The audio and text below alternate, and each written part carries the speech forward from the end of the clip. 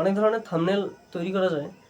আমি বাংলায় এমন কিছু ভিডিও খুঁজছিলাম যেগুলো এডিটিং বা থাম্বনেল বিষয়ে, কিন্তু আমি তেমন ভালো ভিডিও পাইনি, তাই আমি নিজেই এই ভিডিওটা তৈরি করছি।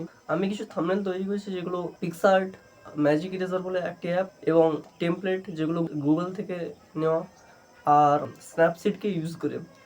পিক্সআর্ট এমন একটা টুল যেখানে তুমি বিভিন্ন ধরনের টেমপ্লেটও পেয়ে যাচ্ছ, তার উপর তুমি বিভিন্ন লেন্স ফ্লেয়ার, তারপর স্ট্রাইকার পাচ্ছ বা লাইট।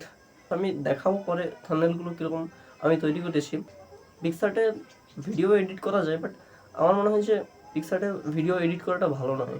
মোবাইলে থাম্বনেলের জন্য তুমি কী ধরনের থাম্বনেল বানাবে সেটা তোমার উপরে ডিপেন্ড করে। আমি মেনলি দুটো কারণে বানাই, একটা নেচার ডকুমেন্টারি আর একটা কমেডি। সো আমার কমেডি থাম্বনেলগুলোকে আমি বেশি একটু সময় দিই, কারণ ওই ভিডিওগুলো আমি রেগুলার আপলোড করি না।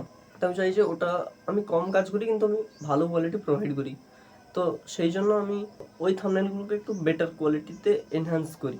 পিক্সআর্টে আমি এনহ্যান্স না করে ম্যাজিক ইরেজার বলে একটি অ্যাপ আছে, যেখানে তুমি ফটোকে তুমি এনহ্যান্স করতে পারো। থাম্বনেল বানানোর আগে তোমাকে যে কোনো একটা ব্যাকগ্রাউন্ড চুজ করতে হবে। আমি এই জন্য গুগল ক্রোম থেকে বিভিন্ন ধরনের টেমপ্লেট ইউজ করি। গুগল ক্রোমে যে টেমপ্লেটগুলো পাওয়া যায় সেগুলোর কোয়ালিটি লো থাকে। পিক্সআর্টেও টেমপ্লেট পাওয়া যায়, কিন্তু আমার মনে হয় যে ওই টেমপ্লেটগুলো অতটা ভালো নয়। যদি খুঁজে পাও তাহলে তুমি করতে পারো। এবারে যখন তুমি গুগল ক্রোম থেকে টেমপ্লেট নিয়ে নিলে, তারপরে তুমি ওই টেমপ্লেটটাকে ম্যাজিক ইরেজার দিয়ে এনহ্যান্স করে, তারপরে যদি চাও তাহলে স্ন্যাপসিডে একটু স্যাচুরেশন বাড়িয়ে নিতে পারো। স্যাচুরেশন বাড়ালে কি হয়, একটু দেখতে ভালো লাগে, আর ওটা নজর কাড়ে। মানে লাল, নীল, হলুদ, বেগুনি, এই যে রঙগুলো এগুলো নজর কাড়ে। আর যখন ব্যাকগ্রাউন্ডও একটু কালারফুল হয় তখন দেখতে ভালো লাগে।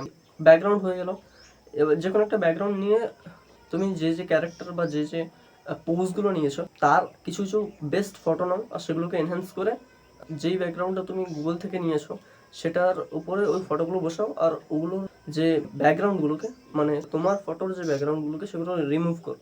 লেন্স ফ্লেয়ার বলে একটা, সেগুলো ছোট ছোট আলো ব্যবহার করতে পারো। ওই লেন্স ফ্লেয়ারগুলো ইউজ করার পর তুমি চাইলে আরও কিছু সাইন লাগাতে পারো। যেমন থাম্বনেলে কোনো টেক্সট ইউজ করতে চাইছো, আমি বলবো যে থাম্বনেলে যতটা কম পারা যায় টেক্সট ইউজ করতে।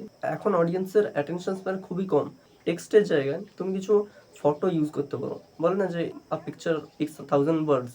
যেমন তুমি যদি LOV লাভ লিখতে চাও, তাহলে তুমি লাভ না লিখে তুমি লাভের সাইন ইউজ করতে পারো। যেমন যে কোনো ধরনের হার্ট বা যেগুলো আছে, টেক্সটগুলোকে হাইলাইট করার চেষ্টা করবে।